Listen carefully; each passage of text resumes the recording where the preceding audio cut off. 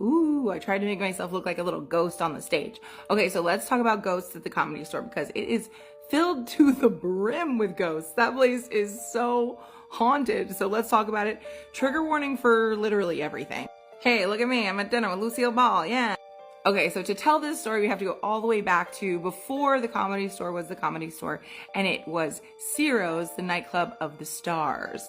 This is where everyone wanted to be seen, and they were seen. So Ciro's was a dinner club. They would have music, but it was on the Sunset Strip, and on the Sunset Strip, it was kind of its own jurisdiction, right outside of Los Angeles. And I worked on the Sunset Strip in the 2000s, 2010s, and it still kind of is its own jurisdiction. It was like this from 1920 until 1984, and then it was switched over to be in West Hollywood. So it's kind of its own little municipality, and there were all of these bars and clubs that set up on the Sunset Strip because of that, because they could skirt around laws that had to do with gambling and prohibition, things like that. So they were able to gamble and drink all because it was on the Sunset Strip. But where you have money, gambling, and celebrities, you also most likely have the mob, which they did.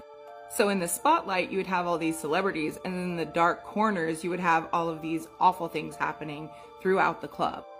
And that was mostly because of this one guy, Mickey Cohen. See, he was the one who was really shaking down all of the businesses on the strip to provide protection and protection from him, basically.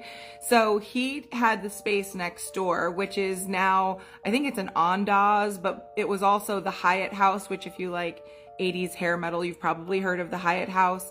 It's had a lot of iterations, but back then it was a brothel that was run by Mickey Cohen.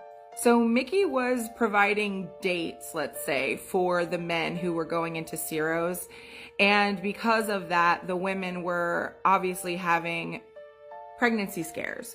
So Mickey set up in the basement like this American Horror Story style botch abortion clinic that was very dangerous, and I believe multiple people lost their lives in this makeshift clinic. Also in the basement was where the gangsters were roughing up people for like information, and multiple people went into the basement and did not leave. Let's just say that. And this went on for a long time. In the late 50s, early 60s, the club sold to new owners, and then it became a music and comedy venue. And that's where Pauly Shore's mom, Mitzi Shore, came in, and she started renting one room, and then eventually she rented another room, and then she actually had the owners sell the club to her, and that's when it became the Comedy Store. Go to part 2 because I have to tell you more. Part 2 of the hauntings of the Comedy Store.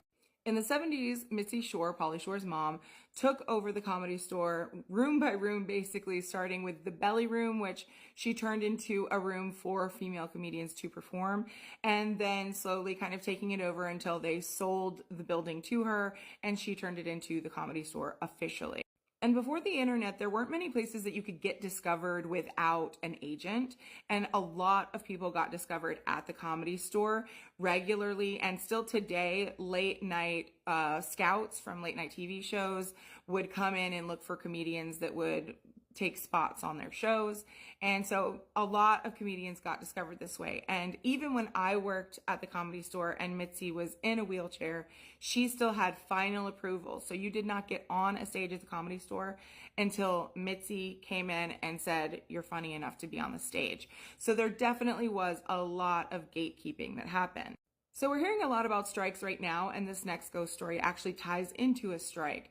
So Mitzi was the gatekeeper, and she wasn't paying comedians to perform. So all these people are getting there night after night to hopefully get a set or to do their set for free. And meanwhile, the bar is bringing in money on the 2-drink minimum, so they're making money hand over fist and getting free labor. So all of the comedians tried to band together to strike. One of the people who was leading the strike was a comedian named Steve Lubicton, and he was a close friend of Mitzi. And because he was involved in the strike, Mitzi actually banned him from working at the store. And so he jumped off of the hotel, the Hyatt House next door, and tried to land on the roof of the Comedy Store. And his Final note said, "My name is Steve Lebecton and I used to work at the Comedy Store." And then he went on to blame Mitzi for his failing of career and her basically keeping him out of doing what he loves. People who work at the store, and myself included, think that Steve's ghost is there. They think that his ghost is one of the more like playful prankster kind of ghosts where things go missing.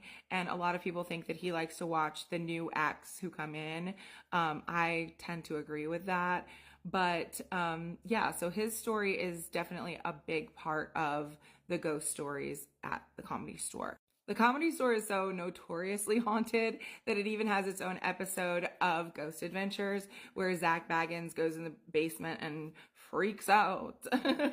In the next video, I will tell you about my experiences and other experiences I heard about through like the grapevine from other comedians. Hauntings of the Comedy Store Part 3. So now you know where the ghosts came from, and I can tell you a little bit more about what happened when they were ghosts. So the layout of the Comedy Store is kind of weird. So we have the basement where I told you everything bad happened basically. And then there's the main level where there are 3 main rooms that comedy happens in. But there's also just a lot of weird little hallways and dark corners. It's really easy to get lost in the dark in there. Let's just say that. It's kind of bizarre, and there are definitely times where you could take a wrong turn down a hallway and just have a very overwhelming bad feeling. And then upstairs you had the offices, and the offices weren't just like one big open layout. They were, again, a lot of weird little hallways and little corners. And upstairs in the office area, there was an office that was claimed to be Mickey's office. Now, Mickey, again, was the gangster that I talked about earlier, and he forced his way into having an office at Ciro's. He just kind of intimidated them until they gave him an office. So people say that he's in his office. Comedian Bobby Lee, who is very problematic, so don't go give him views and listens for this, but he says that he's seen things floating in Mickey's office, and Mitzi Shore has passed away since I left the Comedy Store. She's passed away a few years ago, and people have said that they see things levitating in her office as well, and there's a lot of poltergeist activity that a lot of the comedians and people at the store call Gus. I personally didn't see anyone levitating, but I did see things like people who normally were friends getting in huge fights just because they had spent too much time in the office area. It's like people would start to get enraged when they were in the office or the basement, and it's such a weird thing I've never seen anything like it. There was even an instance while I was there where the opening comedian for Jimmy Kimmel, he used to be one of the regular comedians at the Comedy Store, and there was a time that he couldn't work at Kimmel because he had a huge line across his face, and it was because one of the other guys who he's normally very good friends with and him got into a fight while they were having a smoke sesh, and the other guy hit him across the face with the tobacco water pipe, you know what I mean? And it made a huge not a scar, but a bruise, red scar across his face. And that was just very out of character for both of them, but not out of character for people who spend a lot of time at the Comedy Store. And it's, I mentioned earlier in an earlier video about how Pauly Shore would let me raid his merch closet so I could get stuff. The only thing is it was in the basement, and I truly would go in there and grab a couple of things and then get out of the basement. And the basement was set up like there was a huge couch down there, and it could have been a cool movie room, but no one hung out in the basement. The vibes were awful. I actually had the chance to go to a Sam Kinison memorial while I worked at the Comedy Store.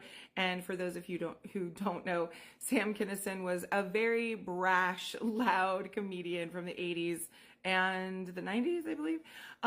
But there is a story at the Comedy Store about how Sam didn't have any money. He needed a place to crash. Him and his buddy decided to crash in the main room at the Comedy Store. And the buddy woke up and saw Sam Kinison hanging, dangling, held up by a poltergeist is what they were assuming.